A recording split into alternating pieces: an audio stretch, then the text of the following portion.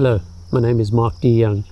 I'm a multimedia imaging specialist from Durban in South Africa. I'm also an Olympus camera systems veteran, having used the equipment for 40 years in my professional career. Earlier this year I posted a video on my thoughts regarding the divestment of Olympus of their camera division to a new company, 95% owned by Japanese industrial partners. At that time I said time will tell whether we needed to be concerned as Olympus professional users about this move.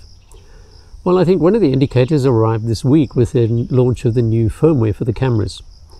Luckily, in our studio, we only upgraded one of our E-M1 Mark IIs with the firmware. And then we ran a side-by-side test with another E-M1 Mark II to determine exactly what improvement we would get on the image stabiliser, which is one of the things which is touted for this firmware update. I'm going to now show you a clip of the two cameras side by side, and you can make up your own mind.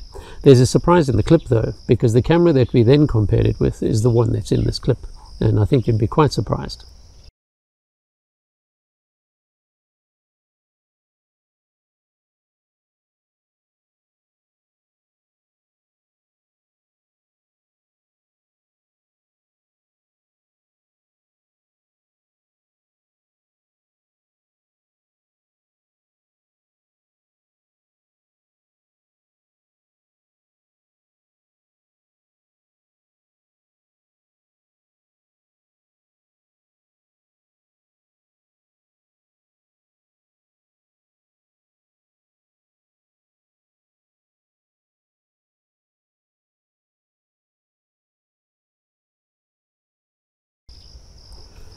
There we are. A 7-year-old E-M1, the original E-M1, was the one that outperformed the E-M1 Mark II with the firmware update. JIP and Olympus, or OMD, whatever you're going to be calling yourselves, I must admit that I'm disappointed. This could have created a great loss of face for our company had we upgraded all our cameras, the two E-M1 IIs, the E-M1 Mark III and the E-M1X, and they had the similar problem.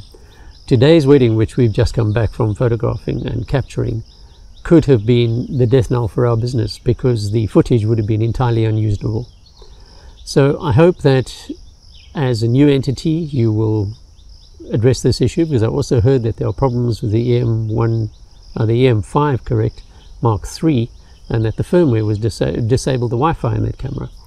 So there obviously seems to be a big QC issue with this latest firmware update, and I would really urge you to get this resolved rapidly, because as you know, the E-M1 Mark II we already have downgraded cannot be re-upgraded to the old firmware, and I really hope that you'll come up with some sort of solution fairly quickly for those of us who have made this mistake.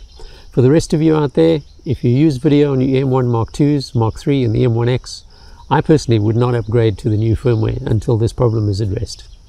In the meantime, thank you for watching and enjoy your cameras.